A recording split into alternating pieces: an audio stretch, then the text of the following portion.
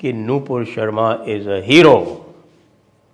और नूपुर शर्मा ने जो कुछ कहा है वो बिल्कुल सच कहा है और यही इस्लाम की असलियत है।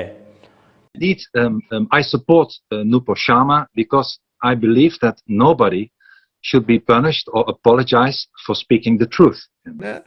मैंने कभी किसी हिंदू को सोसाइटी के अंदर एक इशू के हवाले से मैंने कभी नहीं देखा, ना किसी बुद्धिस्ट को देखा है।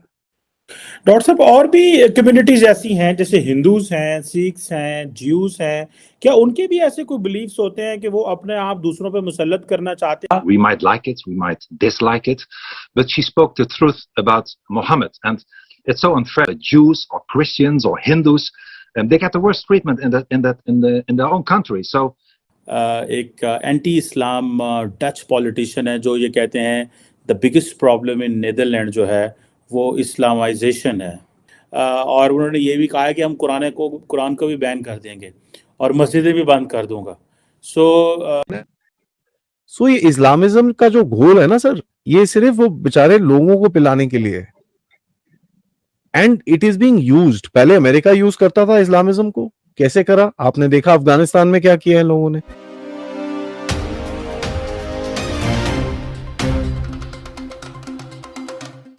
ये हैं नीदरलैंड्स के बनने वाले नए प्राइम मिनिस्टर। अब इनकी ख़ास बात क्या है? ख़ास बात यह है कि यह नूपुर शर्मा के समर्थक हैं। जी हाँ, वही नूपुर शर्मा जिनको इस्लामियों ने सर तन से जुदा की धमकी दी थी, और उस समय पर जब भारत में उनका कोई समर्थन नहीं कर रहा था, तब नीदरलैंड्स की जो पार्टी है उनकी anti Islamic anti immigration party है, PVV, उसके जो अध्यक्ष हैं शीख्त विल्डर्स, उन्होंने खड़े होकर कहा था और ट्वीट किया था, ओपन में कहा था, और ये कहा था कि Nupur Sharma is a hero. और नूपुर शर्मा ने जो कुछ कहा है वो बिल्कुल सच कहा है और यही इस्लाम की असलियत है। सबसे अधिक विरोध उनका जो है वो इस्लाम से है।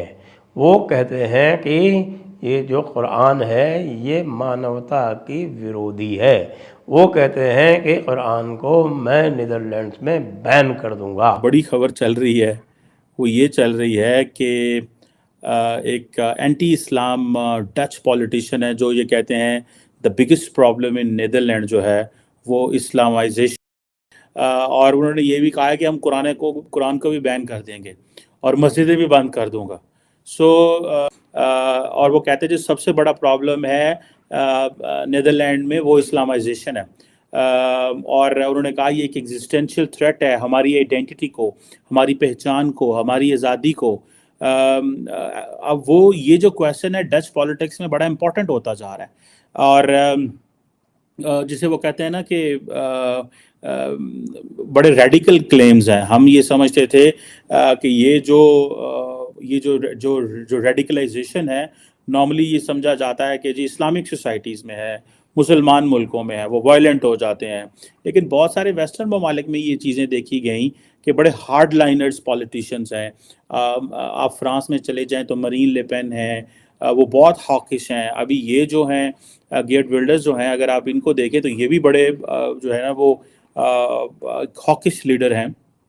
और अब पूरा इस वक्त सारी ग्लोबल प्रेस देखें, एक ही बात की जा रही है, एंटी इस्लाम पॉलिटिशियन। हर BBC को आप देख लें तो वो भी यही कहेगा एंटी इस्लाम पॉपुलिस्ट जो लीडर है, ड्रामेटिक विक्ट्री।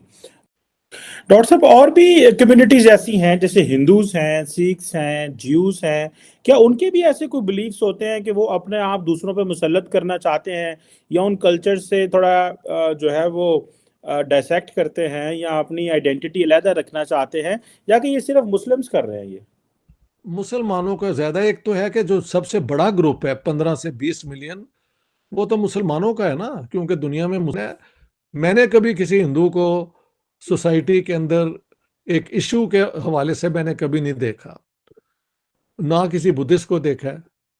सरदार जो हैं उनका सिर्फ प्रॉब्लम ये होता है कि अगर वो पहनते हैं ना अपनी टर्बन, तो वो कहेंगे जी हम बस भी चलाएंगे तो अपनी टर्बन पहनेंगे, इस किस्म की कोई बात होती है उनकी।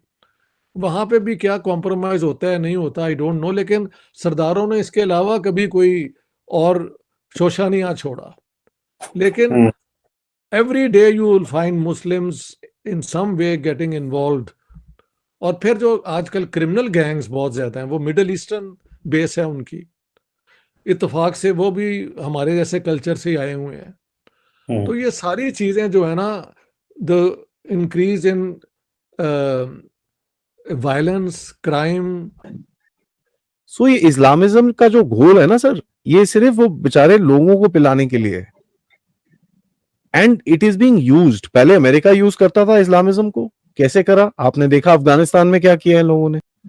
सो दे हैव द इस्लामिज्म वैसे भी खराब है। मैं जो बोलता हूं ना सर, जो मेरा नैरेटिव है कि जो यूज है ना इस्लामिज्म का, देखिए जी, जो जहर होता है वो तो जहर है। अब जहर में आप उसको यूज करके किसी को चोरी छुपे खिलाओगे तो वो ज्यादा खराब है कि जहर ज्यादा खराब है? द यूज ऑफ इस्लामिज्म जो लेफ्टीज भी आज कर रहे हैं, आप देख रहे हैं क्या हो रहा है। पूरे यूरोप में प्रोटेस्ट चल रहे हैं, अपनी सोसाइटीज इनके अंदर से खत्म हो रही हैं। I mean, let me not even talk about the rapes and the crime rate and this and that.